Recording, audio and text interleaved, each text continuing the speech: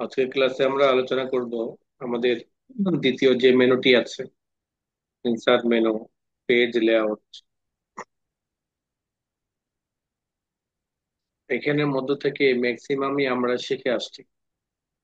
Maximum, যেমন insert মেনুর প্রথমে রয়েছে পিভট টেবিল, তারপরে রয়েছে হলো আমার টেবিল। এই দুইটা অপশন এক্সেল এর ক্ষেত্রে নতুন। তারপরে দেখতে পাচ্ছেন picture, clip art, shape, smart.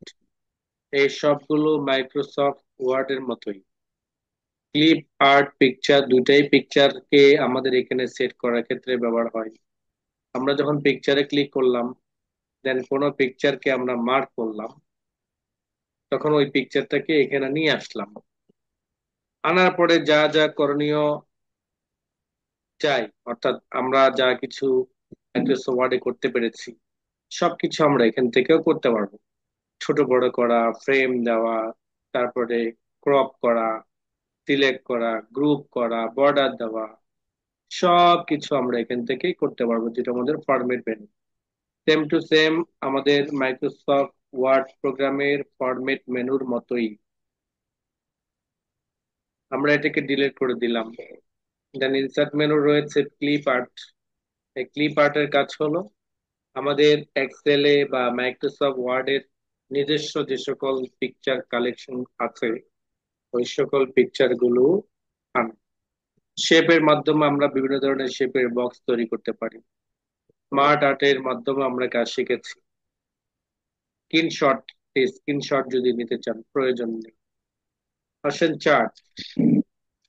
এই চার্টের মাধ্যমে আমরা মাইক্রোসফট ওয়ার্ডে একটা কাজ শিখেছিলাম, যে একটা কেককে ভাগ করা, বা কোম্পানির আয় ব্যয়ের বাৎসরিক একটা রিপোর্ট গ্রাফের মাধ্যমে বা চার্টের মাধ্যমে বের করা।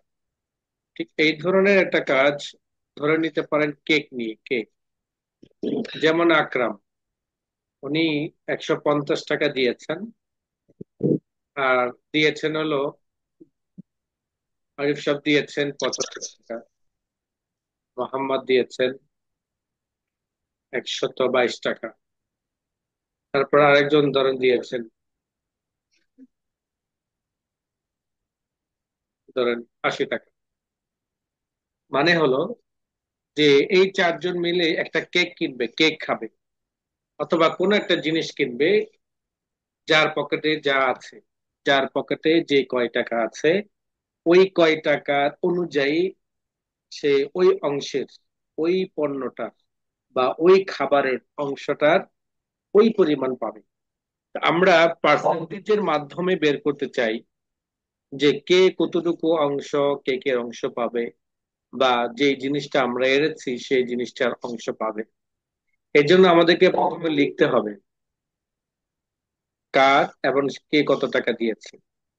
তারপর আমরা চাইলে এখান থেকে চার্টের কোন একটা স্টাইল যদি আমাদের পছন্দ হয়, আমরা নিতে পারি। অথবা আমরা যদি বলি যে কেক যেহেতু তৈরি করেছি, তো সেক্ষেত্রে আমরা কেকেরটাও নিতে পারি।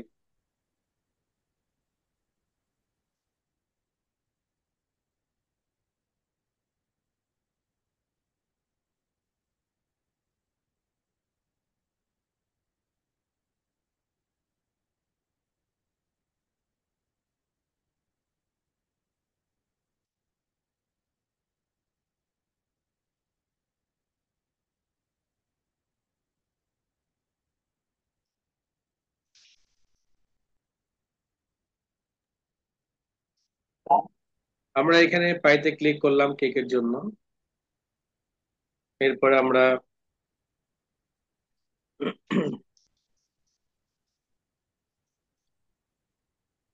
এখান থেকে যে স্টাইলটা দরকার, যেমন প্রথম স্টাইলটাই আমরা ক্লিক করলাম, ফলে দেখেন আমাদের এখানে এটা চলে আসছে, কেকের মতো একটা বক্স তৈরি হলো, রাউন্ড বক্স। দেন একটা কালার অপশন দেখা যাচ্ছে এখানে। কালার, কেমন কালার, নামের সাথে একটা কালার দেখতে পাচ্ছেন এখানে। সেম ওই পরিমাণ, যেই পরিমাণ তিনি অংশটা পাবেন, ওই পরিমাণের অংশের একটা কালার হয়ে গেছে।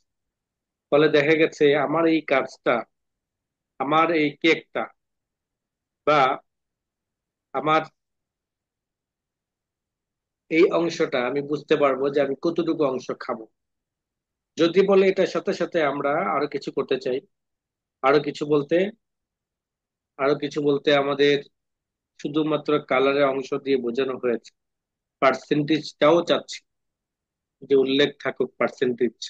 তাহলে এখন চার্ট লেআউট আছে, সেখান থেকে চার্ট লেআউটের স্টাইলে ক্লিক করলে সেটা আপনাকে দেখাবে। এই যে মাহমুদ পাচ্ছে 19%।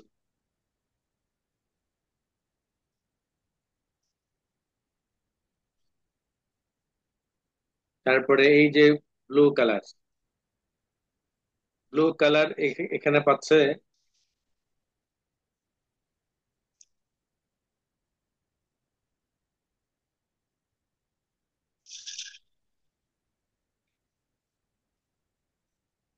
35%, এবং আমার এখানে গ্রিন কালার পাচ্ছে 29%।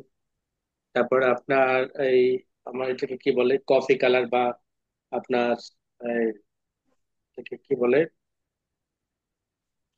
খয়েরি কালার, এটা পাচ্ছে হলো আমাদের 17%। এটা নামটা আলাদাভাবে দেখাচ্ছে, আবার নিচে দেখতে পাচ্ছেন যে আমার পার্সেন্টেজটা দেখাচ্ছে। এখান থেকে পার্সেন্টেজ সহ ক্লিক করে আসবে। এভাবে যদি আমি এই সিস্টেম ক্লিক করি, এরকম নানান ধরনের স্টাইল গুলো আপনি এখান থেকে পাবেন। ফরম্যাটের অনেক style আপনি এখান থেকে চুজ করতে পারবেন।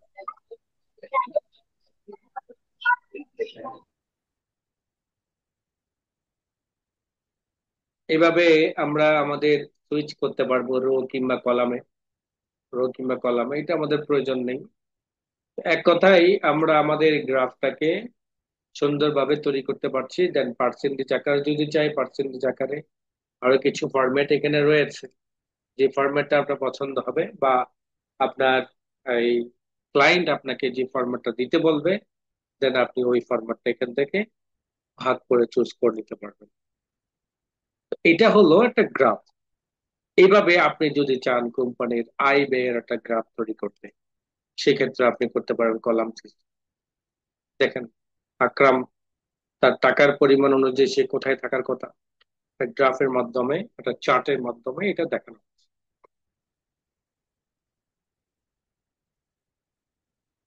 নেক্সট আসেন স্পার্কলিং, এগুলো সেম এটার মতোই। আমার যে হাইপার লিঙ্ক, এটা প্রয়োজন নেই। প্রয়োজন নেই বলতে এটা আমার এক জায়গাতে প্রয়োজন আছে, এটা একটু পরে দেখাচ্ছি। Then text box, header and footer, word art, signature, object, equation, symbol, same to same Microsoft ওয়ার্ডের মতোই। অর্থাৎ টেক্সট বক্সের মাধ্যমে একটা টেক্সট বক্স তৈরি করতে পারি, হেডার এন্ড ফুটার মাধ্যমে পেজের উপর নিচে হেডলাইন দিতে পারি, ওয়ার্ডারের মাধ্যমে লেখাটাকে স্টাইল করতে পারি। তারপরে অবজেক্টের মাধ্যমে আমরা আমাদের এইটার সাথে অন্য একটা সফটওয়্যারের লিঙ্ক করে বিভিন্ন ধরনের অবজেক্টিভ বা শেপ তৈরি করে আমরা আমাদের এখানে সেট করতে পারি। ইকুয়েশনের মাধ্যমে আমরা গণিতের কাজগুলো করতে পারি। সিম্বলের মাধ্যমে বিভিন্ন ধরনের প্রতীকগুলো অথবা যুক্ত বর্ণগুলো আমরা আমাদের এক্সেল এর মধ্যে আনতে পারবো। অর্থাৎ এক কথা বলা যায় যে এগুলো সবকিছু Microsoft Word, same to same. এখানে আসেন, কেতটা কথা কয়। শুরুতেই দুইটা কমান্ড বাদ দিয়ে বা স্কিপ করে বাকিগুলো প্রথমে শেষ করেছি, যেহেতু ম্যাক্সিমাম মাইক্রোসফট ওয়ার্ড প্রোগ্রামের মতোই, তাই ভিতরে ভিতরে যে সকল কমান্ড গুলো নতুন আসছে এগুলো সম্পর্কে আলোচনা আগে সেরেছি। আসেন পিভট টেবিল, এটা কিসের কাজ? এই পিভট টেবিল দিয়ে আমি কি কাজ করতে পারবো?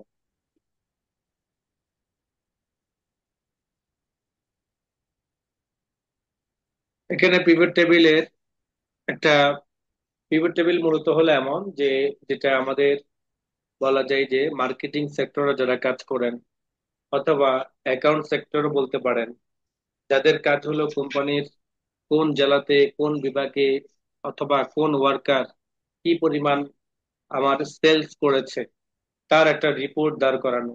অথবা কোম্পানির, যেমন কিছুক্ষণ আগে বলেছিলাম যে কোম্পানির বাৎসরিক আয় ব্যয়, অথবা কোম্পানি কোন বছর কেমন ছিল, কোন হারে কোম্পানির গ্রোথটা ছিল, সেটা বের করার জন্য যদি যে করতে হয় সেটা আমরা চার্টের মাধ্যমে করেছি। But এইটার মাধ্যমে আমরা যে কাজটা করতে পারবো সেটা হলো, যেমন একটা কম্পিউটার কোম্পানির কথাই বলি আপনাদেরকে, যে কম্পিউটার কোম্পানি তার বিভিন্ন ধরনের পণ্যগুলো সারা বাংলাদেশে সেল করেছে। যেমন সেলসম্যান হলো আকরাম এবং তিনি ঢাকাতে কাজ করেন। দেন প্রোডাক্ট নেম, অর্থাৎ তিনি কিবোর্ড কিবোর্ড সেল করেছেন জানুয়ারি মাসে 15,600 টাকা। এভাবে রোকন সাহেব চিটাং বিভাগে কাজ করেন, তিনি মাউস সেল করেছেন জানুয়ারি মাসে 25,000 টাকা। এইভাবে আমরা, এই যে এখানে যে ভাগ ভাগ করা আছে, এখন আমরা যদি এখান থেকে কোন একটা রিপোর্ট বের করতে চাই, যেমন আমরা এখান থেকে যদি বলে শুধু ঢাকা বিভাগের রিপোর্ট বের করতে চাই, তখন আমরা এখান থেকে টিকমার্ক গুলো উঠিয়ে দিয়ে ঢাকাটাকে মার্ক করলাম, দেন ওকে বাটন প্রেস করলাম। এখন দেখেন ঢাকা বিভাগের রিপোর্টটা চলে আসছে। ঢাকা বিভাগের রিপোর্ট আমি জানতে চাই যে আমার টোটাল স্টাফ, টোটাল বিভাগ, টোটাল পণ্য, টোটাল মান, অর্থাৎ এক কথায় পুরা হিসাবটা, পুরা লেজারটা আমি একটা গ্রাফ বা একটা প্রজেক্টের মাধ্যমে দেখতে চাই। এমনটা যদি করতে চান বা এমনটা যদি কোম্পানি আপনার থেকে চায়, সেই ক্ষেত্রে আপনাকে যেটা করতে হবে, সেক্ষেত্রে আপনাকে চলে যেতে হবে হলো পিভট টেবিল। ইনসার্ট মেনুতে গিয়ে যখন পিভট টেবিলে ক্লিক করবেন, পিভট টেবিল, এরপর আপনাকে বলবে যে আপনি কি নতুন ভাবে আলাদা একটা শীটের মধ্যে এই পিভট টেবিল বা এই রিপোর্টটা বের করতে চান, নাকি এই ফাইলের মধ্যেই রাখতে চান। এই ক্ষেত্রে আমরা কি করব, নিউ ওয়ার্কশিট দিব, কেননা আমার মূল ফাইল যাতে ঠিক থাকে, সেই ক্ষেত্রে এই জন্য করবো।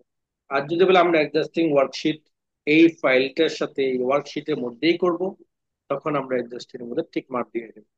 দেন নিউতে ক্লিক করলাম, ওকে বাটন প্রেস করলাম। এখন দেখেন আমার আলাদা একটা রিপোর্ট এইখানে চলে আসছে। তার মধ্যে থেকে এখানে দেখতে পাচ্ছেন যে এই যে পিভট টেবিলের যে ফরম্যাটটা, এই ফরম্যাটটা বলা যাচ্ছে যে একটা বেসিক লেভেল। আমি চাচ্ছি যে আর একটু অ্যাডভান্স বা আর একটু মানে গর্জিয়াস অথবা আর একটু বিস্তারিত। তাহলে আমাকে কি করতে হবে, রাইট বাটন ক্লিক করে চলে যেতে হবে pivot table option. Pivot table অপশনে যাওয়ার পরে, সেখান থেকে আমরা যেটা করব,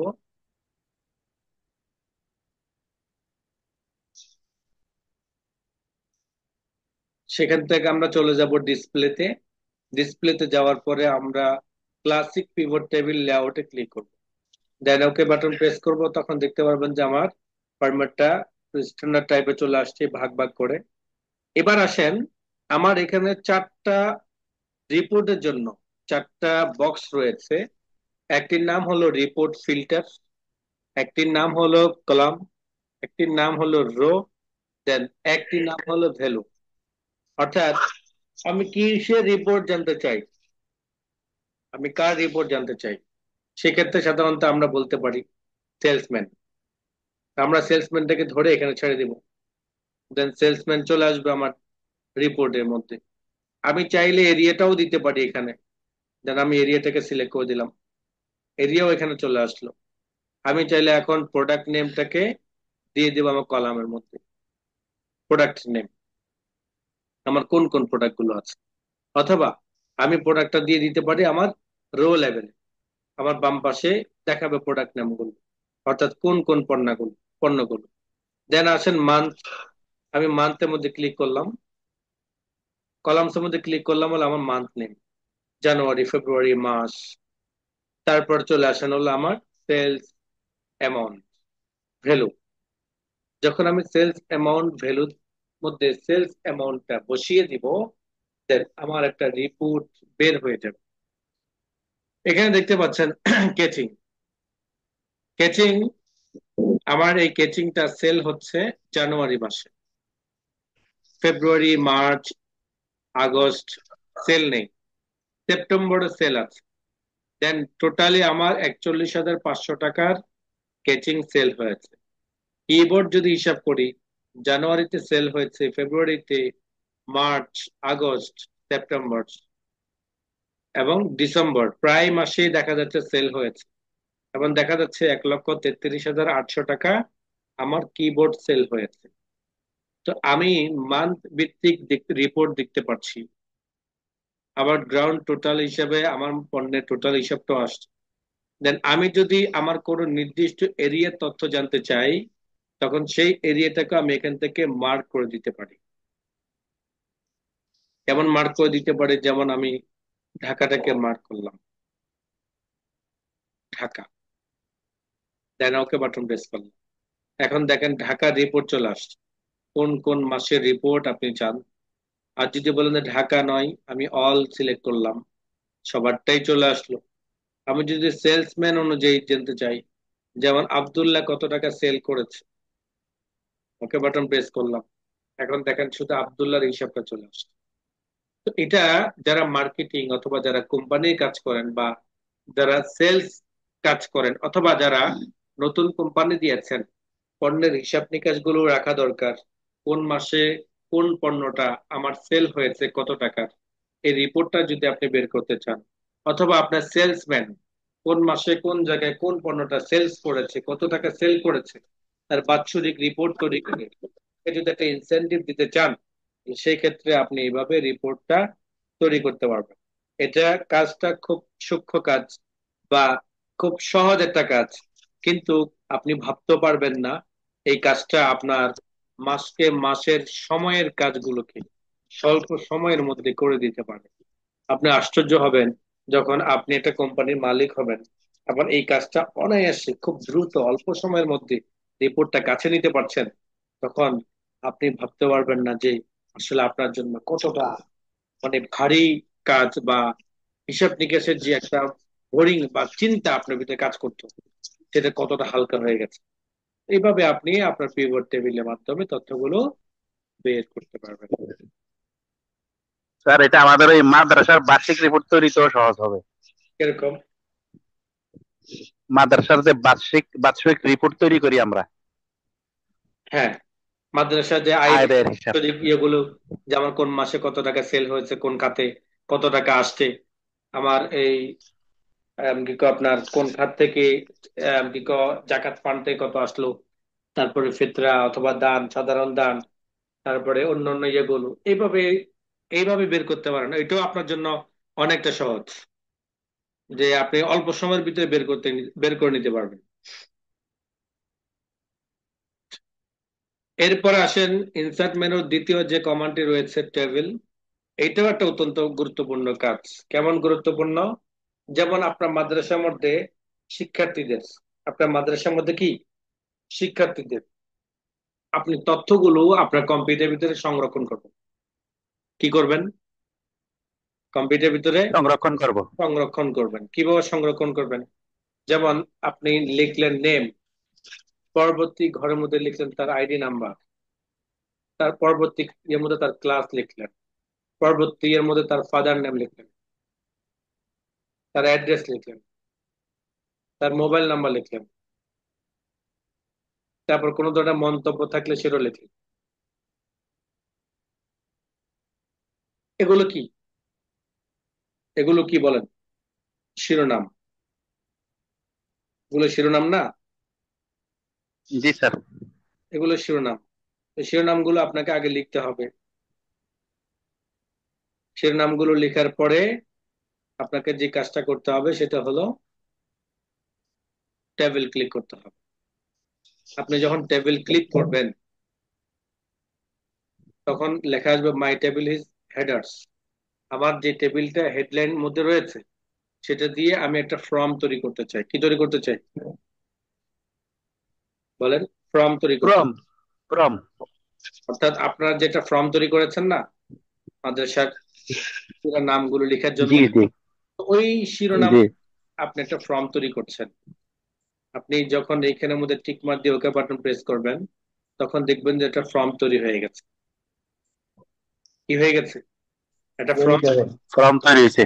জি। আপনার কাজ হলো এটাকে বলা যায় যে ছোট্ট একটা অ্যাপস। ছোট্ট একটা কি নিজস্ব অ্যাপস অ্যাপস। বা সফটওয়্যার। কেমন সফটওয়্যার? যে আপনি যেমন এখানে লিখলেন আকরাম, এখন পরের ঘরে যাওয়ার জন্য আপনাকে অ্যারো বাটন ক্লিক করতে হয়, তাই না? এখানে তার আইডি জি। নাম্বার লিখলেন,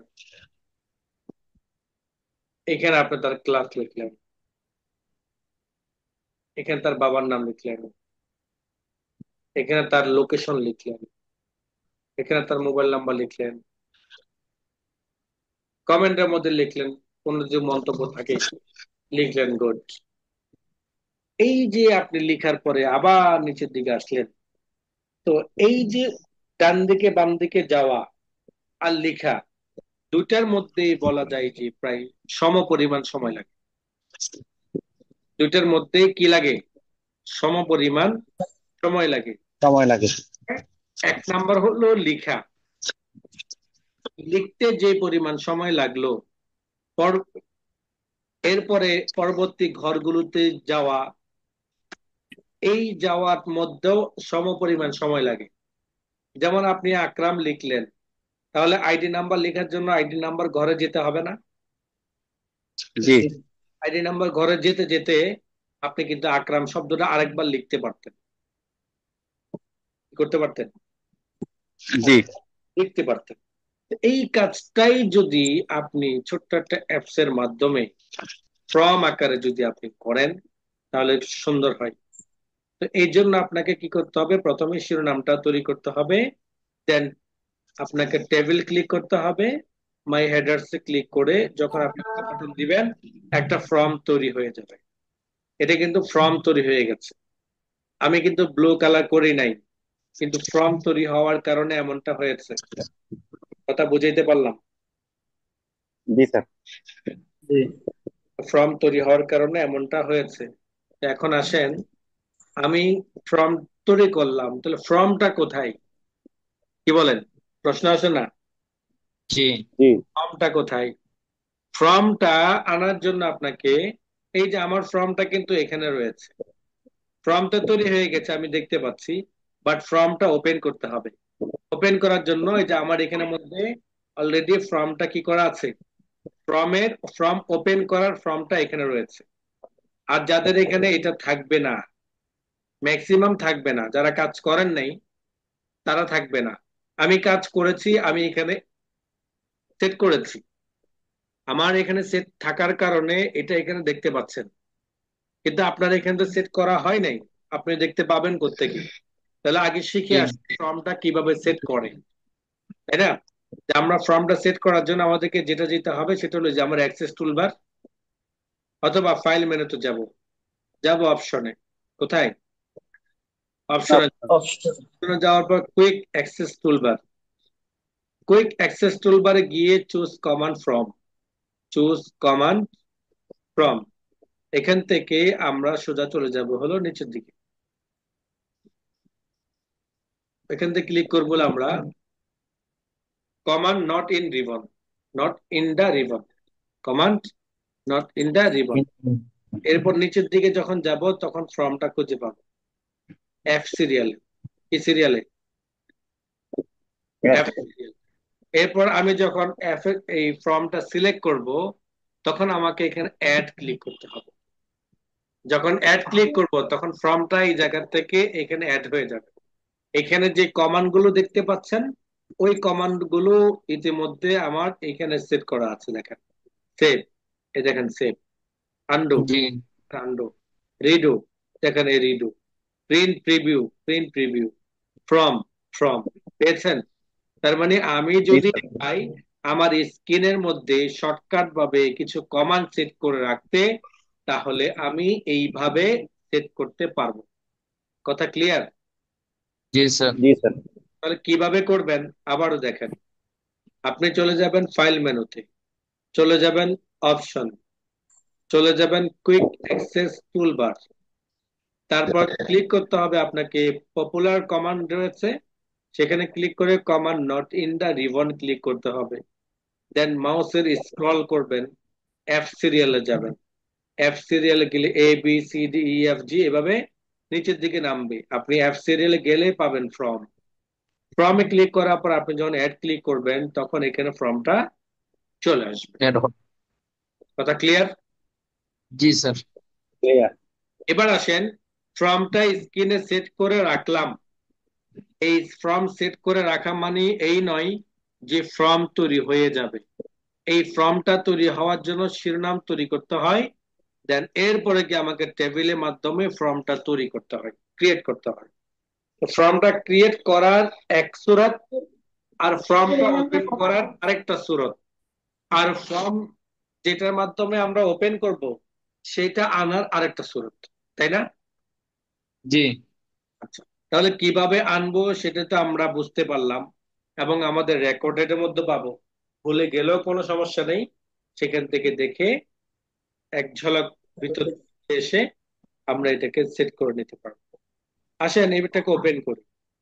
যখন ফর্মে ক্লিক করব তখন আমার ফর্মটা ওপেন হয়ে যাবে। দেখেন, এটা আমার ফর্মটা ওপেন হয়ে গেছে। আমার ফর্মটা কি হয়ে গেছে? ওপেন হয়ে গেছে, কিন্তু আমার ফর্মের নাম দেখাচ্ছে শীট 1। কারণ আমার এখানের মধ্যে কি রয়েছে? শীট 1। শীট 1 রয়েছে। আমি এটার উপর রাইট বাটন ক্লিক করে রিনেম ক্লিক করতে পারি, অথবা হোম মেনুতে গিয়ে আমি যখন সেলে যাব, সরি, ফরম্যাটে যাব, তখন সেখানে গিয়ে আমি দেখতে পারবো রিনেম শীট। এখানে গিয়ে আমরা দিয়ে দিলাম, এখানে লিখে দিলাম ফর্ম বা অ্যাডমিশন ফর্ম।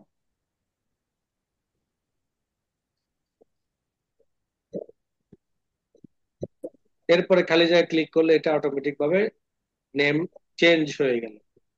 ক্লিক করার পরে ফর্ম ক্লিক করলাম, এখন দেখেন আমার দেখাচ্ছে কি অ্যাডমিশন ফর্ম দেখাচ্ছে, তাই না? জি স্যার। এখন দেখেন এটা, এই যে আমার ছোট্ট একটা অ্যাপস এর মতো বা ফর্মের মতো, আমাদের ফর্মের মতো না এটা? কি জি বলেন? জি স্যার। আছে? আপনার যখন একটা মাদ্রাসা ভর্তি ফর্ম তৈরি করেন, ওটা তো অনেকটা এই সিস্টেমে থাকে, শিরোনাম থাকে, ডান পাশে ডট জি ডট লেখার জন্য, তাই না? জি। আপনি এর মধ্যে লিখতে পারবেন, যেমন আপনি এখানে লিখলেন আকরাম। এবার পরবর্তী ঘরে যেতে হবে, কিবোর্ড থেকে ট্যাব বাটন দেন, আইডি নাম্বার লেখেন।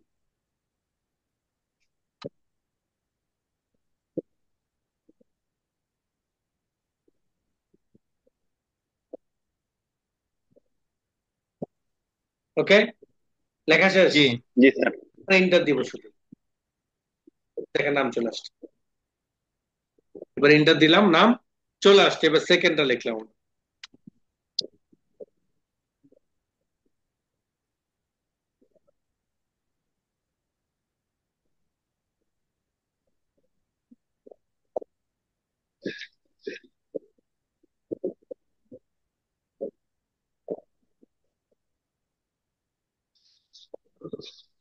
আসসালামু আলাইকুম। আবার ইন্টার দিলাম। ওকে, দেখেন দ্বিতীয়টা জি চলে আসছে। স্যার। এইভাবে আপনি যত লিখবেন আস্তে আস্তে নিচের দিকে চলে আসবে। এটাকে ডাটা এন্ট্রির একটা ফর্ম বলা হয়। এটাকে কি বলা হয়? ডাটা এন্ট্রিরও। আপনার মাদ্রাসার শিক্ষার্থীদের নাম লিস্ট গুলো কম্পিউটারে সংরক্ষণ রাখা দরকার কিনা? আপনি কাগজপত্র গুলো কতদিন রাখবেন? সহ কি অ্যাড করা যাবে? হ্যাঁ, ছবি সহ কি অ্যাড করা যাবে? আপনার যত ধরনের তথ্য আছে সব তথ্যই আপনি এখানে করতে পারবেন, বাংলাতেও করতে পারবেন। তো বাংলাটা আপনাকে শিখা দিচ্ছি। বাংলার জন্য আপনাকে বিজয়ীতে লেখা যাবে না, অব্রুতে লিখতে হবে বা ইউনিকোডে লিখতে হবে। বাংলার লেখাগুলো কিসে লিখতে হবে?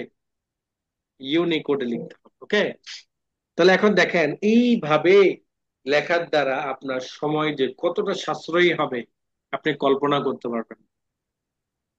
এবং এটা আপনি এই শুধু যে ভর্তির জন্য এমন না, নানান ধরনের কাজগুলোতে আপনি ব্যবহার করতে পারেন।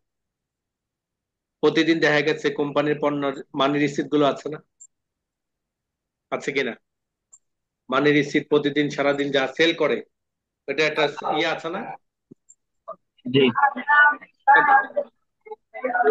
এখানে বিজনেস কারা কারা করেন? জালাল ভাই করেন? হ্যাঁ, বিজনেস কেউ নাই?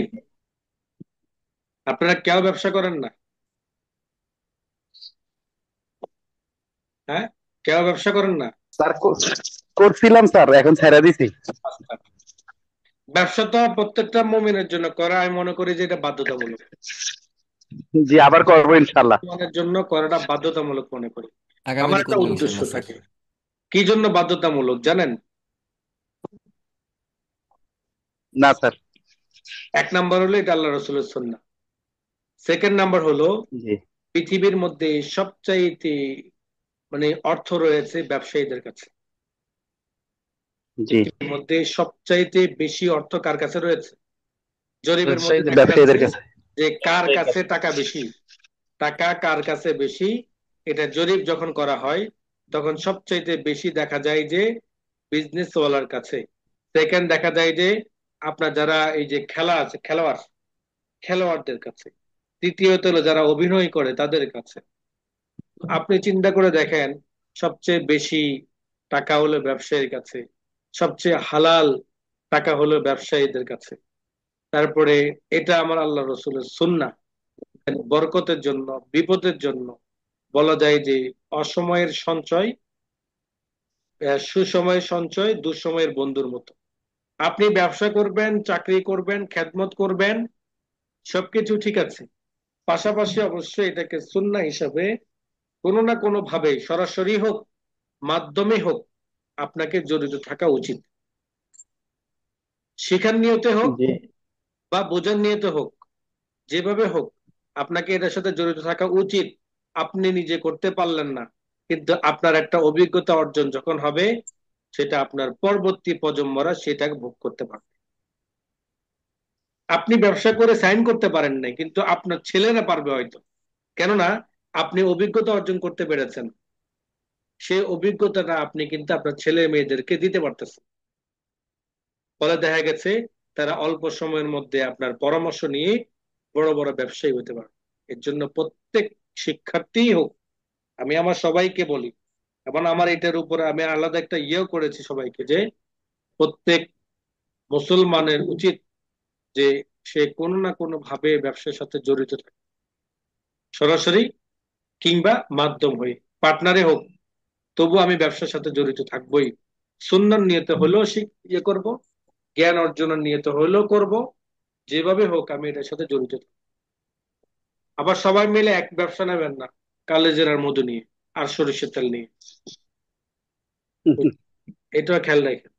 মানে আমরা তো ইয়ে হলো এমন যে আমার এলাকার মধ্যে একটা দোকান দেখতে পাচ্ছি, চায়ের দোকান। এই চার দোকানটা ভালো চলতেছে, আমি গিয়ে কি করলাম, আরেকটা পাশে চার দোকান দিয়ে বসে রইলাম। হইলো নি? আপনাকে তো গবেষণা করতে হবে, এই একটা লোকের এই জায়গার মধ্যে 100টা পরিবার আছে, কয়জন? 100টা। এই 100টা পরিবার, 100টা পরিবারের মধ্যে যখন একটা দোকান থাকে, তাহলে ওই দোকানদার সাইন করতে পারবে, দোকানটা কি করতে পারবে, সাইন করতে পারবে। কিন্তু আপনি যখন আরেকটা দোকান দিয়ে দিবেন, তখন ভাগ হয়ে গেল 50-50, তাই না? জি 50-50 যখন ভাগ হয়ে যাবে, ওই লোকটা সারাদিনে 1,000 টাকা কামাইতো, এখন আপনি একটা দোকান দেওয়ার কারণে হয়তো ওই লোকটা 600 টাকা কামায়, কারণ পুরান ব্যবসায়ী। অথবা 400 টাকা, 700 টাকা কামাই, আপনি হয়তো 300 টাকা বা 400 টাকা কামাবেন। মাস শেষে হিসেব করে দেখবেন যে এই ব্যবসা দেওয়াটা আমার জন্য লস হয়েছে। এর জি জন্য ব্যবসা দেওয়ার আগেও কি করতে হয়, জরিপ করতে হয়। আমরা যখন বিভিন্ন ইয়েগুলো ব্যবসায়ের উপর ট্রেনিং গুলো করি, বিভিন্ন ধরনের সেমিনার গুলোতে অংশগ্রহণ করি, তখন আমাদের এই কনসেপ্টটা ক্লিয়ার করে প্রায় জায়গায়, যে আপনি যেটাই করেন না কেন, আপনাকে অবশ্যই আগে জরিপ করতে হবে যে আপনি ওই ব্যবসার জন্য কিনা, আপনার ফিট কিনা, ওই ব্যবসা আপনি যে জায়গার মধ্যে দিতে চাচ্ছেন সেই জায়গার জন্য কিনা। সবকিছুকে যাচাই বাছাই করার পরে সেটার ফলাফলের উপর নির্ভর করে আপনি ওই ব্যবসা হাত দিবেন কি দিবেন না, সেটা সিদ্ধান্ত। হুম। এটা কেন না, আব্বুর মতো তুমি দিলে বলা এখন মাদ্রাসা। দেখেন, আমার বলা উদ্দেশ্য হলো এখানে, যে আপনি যখন কোনো পণ্য সেল করবেন, আপনি যখন কোনো পণ্য সেল করবেন, উদাহরণস্বরূপ আপনি একটা কোম্পানির এসআর, সেলসম্যান, ওকে? একজন জি সেলসম্যান যখন প্রতিটা দোকানে গিয়ে গিয়ে গিয়ে গিয়ে মালের অর্ডার করে, কোম্পানির একটা রুলস হলো তুমি সারাদিন যে মালগুলো অর্ডার করবা, then সেইটা তুমি এক্সেলের মধ্যে ইনপুট দিবা। এক্সেলের মধ্যে কি করবা, ইনপুট দিবা। করতে হবে। আপনাকে যখন ইনপুট দিতে বলবো, হয়তো তাদের কোনো সিস্টেম থাকবে, ফরম্যাট করা থাকবে, অথবা আপনাকে ফরম্যাট করে নিতে হবে। তখন আপনি এইভাবে ফরম্যাটটা তৈরি করে নেবেন কিভাবে, যেমন কি কি পণ্যগুলো রয়েছে সেই পণ্যের উপর আপনি একটা ফর্ম তৈরি করলেন। তারপরে কাস্টমারের একটা কোড থাকে, কাস্টমার নেম থাকে, অ্যাড্রেস থাকে, মোবাইল থাকে। এগুলো আপনি প্রতিদিন মানি রিসিপ্ট থেকে দেখে দেখে মানি রিসিপ্ট নাম্বার দিয়ে দিয়ে আপনি এন্ট্রি করবেন। ফলে দেখা গেছে আপনার কাছে একটা রিপোর্ট থাকবে, কোম্পানি এটার উপর ফিল্টারিং করে ওই যে পিভট টেবিলে যে তথ্যগুলো দেখালাম আপনাদেরকে, সেটার মতো একটা রিপোর্টও কোম্পানি তৈরি করতে পারবে, দেখতে পারবে। ওকে? এক ফর্ম জি। আপনার অনেক ভাবে কাজ দেবে। এই একটা ফর্ম আপনাকে কি করবে, অনেক ভাবে কাজ দিবে। অনেকটা। এখানে একটা একটা করে এন্ট্রি করতে যে সময় লাগবে, এভাবে যখন একটা ফর্ম তৈরি করে রাখবেন, তখন সেই ক্লান্তিটাও আপনার লাগবে না, যে ক্লান্তিটা বা যে বোরিংটা আপনার প্রতিদিন ফিল হওয়ার কথা, যে সারাদিন কাজ করে আসলে আমরা তো আবার ইনপুট দিব, কালকে সকালবেলা দিব, এটা আপনার মনে হবে না। আপনি কি হবে যে এটা তো আমার জন্য 10 মিনিটের কাজ, এটা তো আমার জন্য 10 মিনিটের কাজ, আমি শুধু মেমো দেখে দেখে ওই শিরোনাম অনুযায়ী তথ্যগুলো এন্ট্রি করে দিব। সারাদিন হয়তো আমি কয়টা দোকানে ঘুরবো, হয়তো 50টা দোকান, 50টার উপরে তো বা 100টার উপরে তো আমি অর্ডার নিতে পারবো না, পারবো? জি না। 100টা যদি অর্ডার নেয়, তাহলে ওই লোকটার প্রতি মাসে স্যালারি থাকবে 1 লাখ টাকা। কারণ 100টা দোকান অর্ডার নেওয়া মানে হলো 1,500 2,000 টাকা করে হলো 2-3 লাখ টাকা সেল, বুঝেন নাই? তো যারা এরকম কনজিউমার জি। করে তারা তো 1-1,500 টাকা মাল সেল করে না। এমনও দোকান আছে 8-10 হাজার 15,000 টাকা পর্যন্ত মাল দেয়। ওকে, এইভাবে জি আপনি জি। জি। এই টেবিলটা তৈরি করতে পারবেন। নেক্সট আসেন পেজ লেআউট। পেজ লেআউটের বলার মতো কিছু নেই, কেননা একটা কমান্ড ব্যতীত বাকি সবগুলো মাইক্রোসফট ওয়ার্ড। যেমন থিম, প্রয়োজন নেই। পেজ সেটআপ, মার্জিন করা, ওরিয়েন্টেশন দেওয়া, সাইজ করা, তারপরে আপনার ব্রেক, পেজ ব্রেক করা, ব্যাকগ্রাউন্ড, যেটা আমরা দেখেছি পেজ ব্যাকগ্রাউন্ড কালার ইয়ে করা, আমরা যদি ব্যাকগ্রাউন্ড কোনো পিকচার দিতে চাই সেটাও আমরা দিতে পারবো। দেন প্রিন্ট টাইটেল, এখানে একটা অতিরিক্ত কমান্ড রয়েছে প্রিন্ট টাইটেল, অর্থাৎ আপনি যে প্রিন্ট করবেন সেটার উপর একটা টাইটেল দিতে যাচ্ছেন, এর জন্য আপনি টাইটেলটা এখানে প্রিন্ট টাইটেল ক্লিক করলে আপনার টাইটেল এরিয়া জিজ্ঞেস করবে আপনাকে, যে কোন টাইটেল এরিয়াটা। আপনি এখান থেকে টাইটেল এরিয়াটা সিলেক্ট করে দিলেন, আর রিপিট আপনি এখানে কোন কোন এরিয়াগুলো দিবেন সেটা সিলেক্ট করলেন। যেমন আমি এখান থেকে সিলেক্ট করলাম এটা, টাইটেলটা সিলেক্ট করলাম, দেন ওকে বাটন প্রেস করলাম। আমি যখন প্রিন্ট দিব তখন আমার এইটাই টাইটেল হিসেবে দেখাবে। এটা কি হিসেবে টাইটেল হিসেবে দেখাবে, মানে প্রতিটা পেজের মধ্যে, A4 এর মধ্যে প্রতিটা পেজের শুরুতে এটা টাইটেল হিসেবে দেখাবে। ঠিক আছে, তো এই টাইটেলটা এখান থেকে সেট করা যায়। আমরা এখান থেকে যদি রিমুভ করে দিতে চাই, সিলেক্ট করার পর আমরা কেটে দিলাম, দেন ওকে বাটন দিলাম, এটা কিন্তু এখন কি নাই, টাইটেল হিসেবে আর শো করবে না। এরপর আসেন হলো আমাদের, এটা তো আমরা দেখেছি যে এক্সেলের এই ইয়েটাকে, অর্থাৎ কি বলে এটাকে, সেলগুলোকে আপ ডাউন বা ইয়ে করা, ডান বাম ছোট বড় করা। এখানে অতিরিক্ত যেটা রয়েছে, গত ক্লাসে আমরা আলোচনা করেছিলাম হোম মেনুতে গিয়ে যে আমাদের